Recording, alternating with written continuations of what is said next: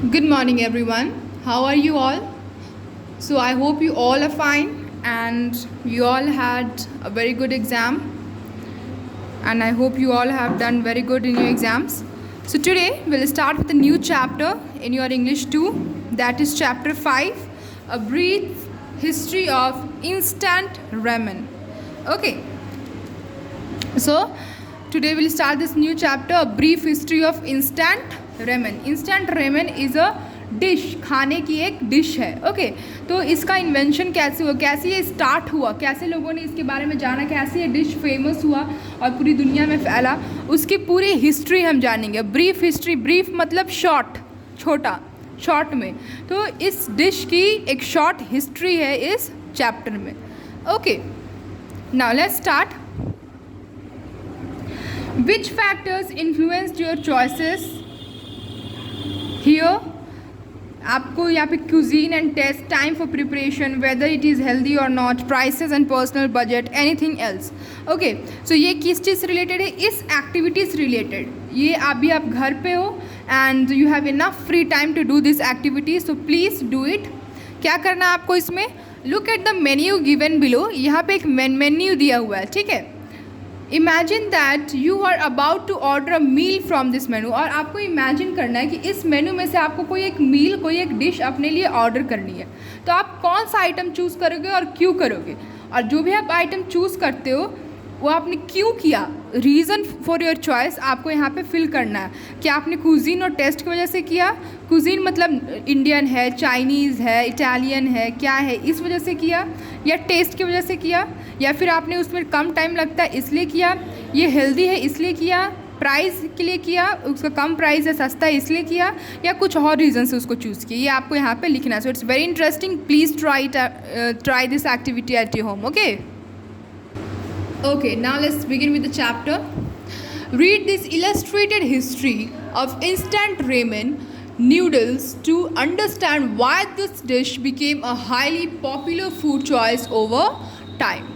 तो यहाँ पे एक illustrated history, illustrated means with pictures, pictures के साथ अच्छे से एक्सप्लेन किया गया है कि ये जो इंस्टेंट रेमन नूडल्स है, ये जो इंस्टेंट रेमन नूडल्स है, ये जो डिश है, ये कैसे पूरी दुनिया में बहुत ज़्यादा पॉपुलर हुई. ओके कैसे सब लोगों ने इसके बारे में जाना.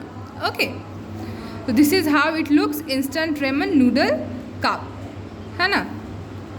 It was 1956 and Momofuku Ando, a Taiwanese immigrant to Japan, was bankrupt. साल 1956 की बात है. उस वक्त मोमोफुकू एंडो वो एक ताइवान का रहने वाला था और वो इमिग्रेंट था जापान में. इमिग्रेंट मतलब ऐसा इंसान जो किसी दूसरी कंट्री में हमेशा के लिए रहने के लिए जाता है. तो वो ताइवान से जापान में आया था हमेशा के लिए रहने के लिए, और वो बैंकरप्ट हो चुका था, मतलब कंगाल हो चुका था बिल्कुल. उसके पास बिल्कुल भी पैसे नहीं थे. Could you put it on my tab. Okay he tried selling prefab houses. Okay तो socks, engine parts. He had worked as manager for credit association. A few lawsuits and a stint in jail for tax evasion had left him almost penniless. Maybe I should go back to engine parts. Okay तो मोमोफुकू जो था वो जब Japan आया तो उसके पास बिल्कुल भी पैसे नहीं थे. उसने हर तरह के काम किए, सॉक्स बेचा, इंजन पार्ट्स बेचा, प्रीफैब हाउसेस में काम किया. प्रीफैब हाउस मतलब प्रीफैब हाउस यहाँ पे देखिए दिया हुआ है, made in sections that can be put together later. Okay छोटे छोटे सेक्शन में जब कुछ काम बना हुआ रहता है, सॉरी जो घर बने हुए रहते हैं जिनको बाद में एक साथ रखा जाता है, अंडरस्टूड, वैसे जगहों पे काम, उनको बेचने का काम किया.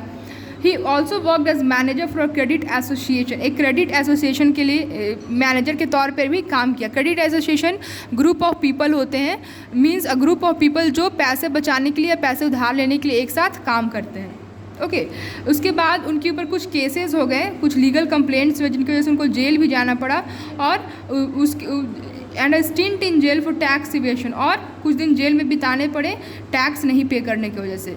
ये सब के बाद उनके पास बिल्कुल भी पैसे नहीं बचे थे, अब वो एकदम पेनीलेस हो गया था, मतलब बिना पैसों के.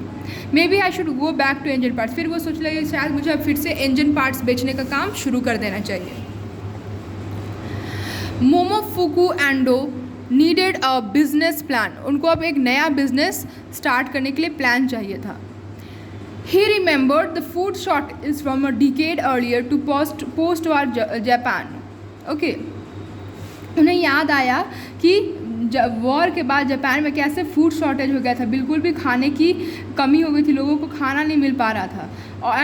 And resolve to dedicate his life to finding a way to feed everybody in the world. फिर उन्होंने सोचा कि अब उन्हें उनका नया बिजनेस आइडिया मिल गया है, उन्हें अब कुछ ऐसा करना था ताकि वो कभी भी किसी को भूखा ना देखे, हर किसी को वो खाना दिलाने का में अपना सहयोग दे सके. उन्होंने सोचा कि वो अपनी पूरी लाइफ लोगों को खाना पहुँचा, लोगों तक, हर किसी इंसान तक खाना पहुँचाने में, उनको फीड करने में गुजारेंगे अब.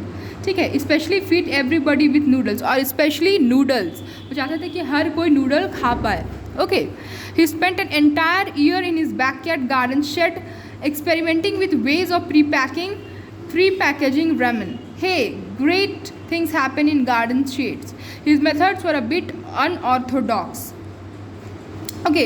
फिर ये जब उन्होंने डिसाइड कर लिया कि अब उन्हें पूरी दुनिया में, वो चाहते थे कि दुनिया के हर एक इंसान तक वो रेमन नूडल्स पहुंचा सके. फिर उन्होंने एक पूरा साल अपने गार्डन के पीछे एक्सपेरिमेंट करते हुए बिताया, जिसमें उन्होंने ये एक्सपेरिमेंट किया कि कैसे नूडल्स को बहुत ज़्यादा दिन तक पैक करके, बनाया नूडल्स को पैक करके रख सकते हैं और वो ख़राब ना हो. Okay. His methods were a bit unorthodox. उनके मेथड्स, उन्होंने जो एक्सपेरिमेंट किए वो थोड़े अनयूजुअल थे, मतलब जैसे नॉर्मल पैकेजिंग होता है उससे थोड़ा अलग था. Okay. He tried using a watering can to sprinkle his mushy noodles with chicken soup, result even mushier. Okay. Okay. उन्होंने एक वाटरिंग कैन को, वाटर करने के लिए जो कैन यूज़ करते हैं, here you see picture is given, तो उन्होंने एक वाटरिंग कैन से कैन में चिकन सूप भर दिया और उससे नूडल्स के ऊपर उससे चिकन सूप छिड़कने लगे. Okay. In 1958 he developed a system, you got have a system. Okay. फिर 1958 में इतने सारे एक्सपेरिमेंट्स करने के बाद उन्होंने एक सिस्टम डेवलप किया. क्या था सिस्टम? पहला system, endo boiled the noodles. पहले उन्होंने नूडल्स को बॉयल किया, ठीक है, देन फ्राइड देम, फिर उसको फ्राई किया, ड्राइड देम, फिर उसको सुखाया, and then deep fried them, और सुखाने के बाद उसे फिर से डीप फ्राई किया, दोबारा से फ्राई किया. Okay. This left tiny holes in the dried noodles, letting them reconstitute themselves quickly when hot water was applied. और अब वो नूडल्स में इतनी काबिलियत हो गई कि अब जैसे ही उनमें छोटे छोटे, इतना करने के बाद उनमें छोटे छोटे होल्स हो गए, और अब जैसे ही उन नूडल्स में गर्म पानी डाला जाता वो पूरा बन करके, उबल करके तैयार हो जाते खाने के लिए. Okay. So this was the way he developed instant ramen noodles. तुरंत बनने वाले रेमन नूडल्स उन्होंने डेवलप किया. Okay. And those noodle were initially marketed as a luxury item. शुरू में ये नूडल जो थे वो लग्जरी आइटम, मतलब बहुत महंगे आइटम, हर कोई इसको खरीद नहीं पाता था. Okay.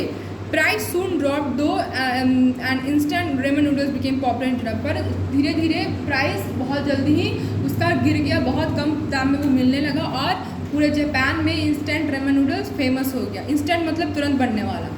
I came to understand that all of my failure, all of my shame was like muscle added to my body. Actual quote. Okay. फिर उन्होंने एक दिन ये बोला कि मुझे इतने सारे फेलियर्स करने के बाद समझ में आया कि मेरा जितनी भी शर्म है, जितनी भी फेलियर्स थे मेरे, it was just like muscles added to my body. वो जस्ट मेरे, जैसे कि हमारे बॉडी में मसल्स है वैसे ही है. ये उन्होंने मुझे हेल्प किया अपने आप को ग्रो करने में. जैसे जैसे मसल्स ऐड होते जाते हैं आपकी बॉडी में, वैसे वैसे आप ग्रो करते, वैसे आपकी हाइट बढ़ती है, वैसे आप बड़े दिखने लगते हो. वैसे जितने भी फेलियर्स आते हैं, जितने भी शर्मनाक चीज़ें आपको झेलनी पड़ती है, उससे हमें दबना नहीं चाहिए, उससे हमें गिव अप नहीं करना चाहिए, बल्कि ये सोचना चाहिए कि these are opportunities, they are providing you, they are giving you lessons कि क्या क्या गलतियाँ आपको अब नहीं करनी, and they help you to grow. They are your growing lessons, not your giving up points. You should not give up when you fail. In fact you should learn from this and grow much better from that. Okay, so this was the entire chapter all about. I hope you enjoyed it. Thank you.